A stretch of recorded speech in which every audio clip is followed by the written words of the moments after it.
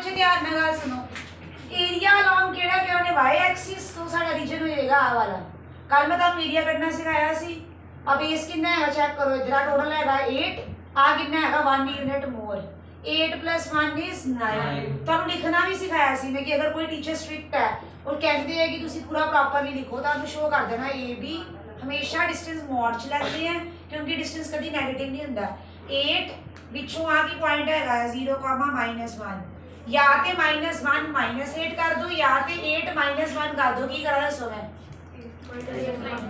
8 -1 with in the mod half ये भी आ गया ये 9 आ गया ए भी आ गया। अब ये देखो कितना डिस्टेंस है कितनी दूरी पे है ये कितनी दूरी पे है 3 तो हमारे पास हाइट कितनी आ गई इसकी इसको कुछ भी नाम दे दो C D is equals to 3 तो half base into height base कितना मिल गया आपको 9 हाइट कितनी मिल गई आपको 3 तो ये आ गया 27/3 this is 13.5 square units square किस बच्चे को बात समझ लगी।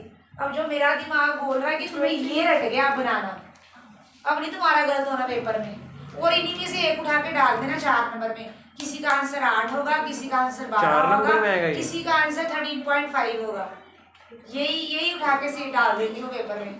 आ जाओ भाई नेक्स्ट टाइप करनी है हमने सीबीएसई की सबसे इम्पोर्टेंट टाइप जो इस चैप्टर में बोर्ड मेरे को 14 साल हो गए पढ़ाते हुए 14 सालों में हर साल ये वाली टाइप में से बच्चों को समझ आए ही आए हैं। तो लिखो जरा सब बच्चे 27/2 होगा 2 सॉरी 27/2 इज 13.5 लिखो जी। पहले ना कुछ बातें समझो जरा एक होता है कंसिस्टेंट एक होता है इनकंसिस्टेंट पहले सुनना फिर खुद लिखना। एक क्या होता है कंसिस्टेंट एक क्या होता है inconsistent. One is consistent other is inconsistent. तो इधर देखो look at the black board everybody.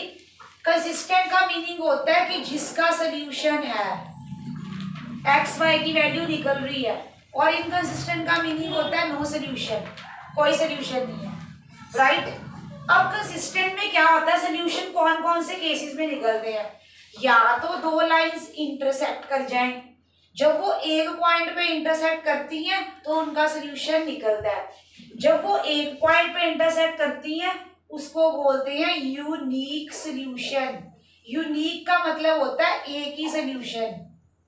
Solution पता कब निकलता है जहां लाइंस मीट करती हैं वहां तुम्हारे सोल्यूशंस निकलते हैं।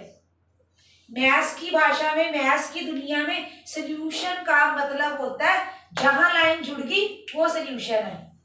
ओके अब देखो इधर नेक्स्ट एक तो इंटरसेक्टिंग लाइंस दूसरा इसमें कौन सी लाइन को इंसिडेंट एक लाइन के ऊपर दूसरी लाइन मीट कर रही है दोनों यहाँ मीट यहाँ मीट यहाँ मीट यहाँ यहाँ यहाँ कितने सारे पॉइंट में मीट कर रही है।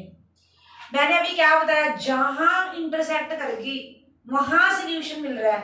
यहाँ कितने पॉइंट पे इंटरसेक्ट कर रही थी 1 तो it is having unique solution.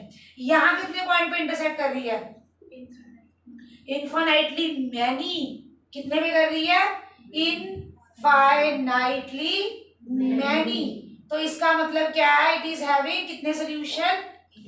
ये कौन सी है कोइंसिडेंट लाइंस ये कौन सी है तो जो तो इंटेलिजेंट वे से चीजों को समझते हैं उनको तो रट्टा लगाने की जरूरत नहीं। जिसको पता है सोल्यूशन का मतलब है जहां जुड़ गया वो सोल्यूशन है। अब तुम खुद अपनी इमेजिनेशन से सोचो या तो एक जगह जुड़ेगा या सारी जगह जुड़ेगा। ऐसे ही है लाइंस का यही केस होता है या तो वो एक जगह मीट करती है या काफी जगह मीट करती है। तो ये वाला केस है कंसिस्टेंट इनके सोल्यूशन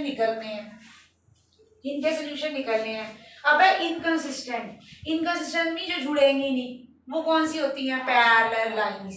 ये पैरेलल नहीं बनी मेरी सीधी lines these are inconsistent no solution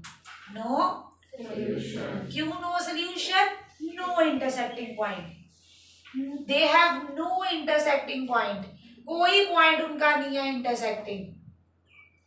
ये तो आंखों से देख के पता लग रहा है, आंखों से देखा इंटरसेक्ट कर रही है सोल्यूशन है, आंखों से देखा कितने पॉइंट पे मीट कर रही है सोल्यूशन है, आंखों से देखा मीट ही नहीं कर रही नो सोल्यूशन। लेकिन सम दिया होगा, उसको देख के कैसे पता लगेगा कि ये यूनिक है, कोइंसिडेंट है कि इनफाइनाइटली मैनी, उसका तुम्हें ट्रिक सिखाऊंगी अब मैं। पहले बताओ कंसिस्टेंट किसको मीनिंग समझ लगा? कंसिस्टेंट क्या होता है? जिसका सोल्यूशन कैसे देखते हैं? इंटरसेक्ट करती है। इंटरसेक्ट कितने तरीके से कर सकती हैं? दो, या तो एक या तो कितने सारे। इधर no solution and no intersecting line, they have no intersecting point। Note करो इसको, अब मैं तुम्हें इसके सम्स करवाऊंगी। 100% श्योर है कि 3 नंबर का पेपर में इस टॉपिक में देख लो, सुनो, 4 नंबर का ग्राफ पक्का हो गया, 3 नंबर का ये पक्का होने जा रहा है। उसके बाद मैंने तुम्हें करवाने सारे स्टेटमेंट सम्स, उसकी या तो केस स्टडी आएगी या सीधे सम आएंगे। इस चैप्टर में और कुछ नहीं है, नथिंग। हर चैप्टर 8 नंबर में आता है, हर चैप्टर बोर्ड में मिनिमम से मिनिमम वेटेज भी हर चैप्टर की 8 मार्क्स है, 8 या 7 इतनी, 8 या 7 देखो हमने तो ले रखे हो गया।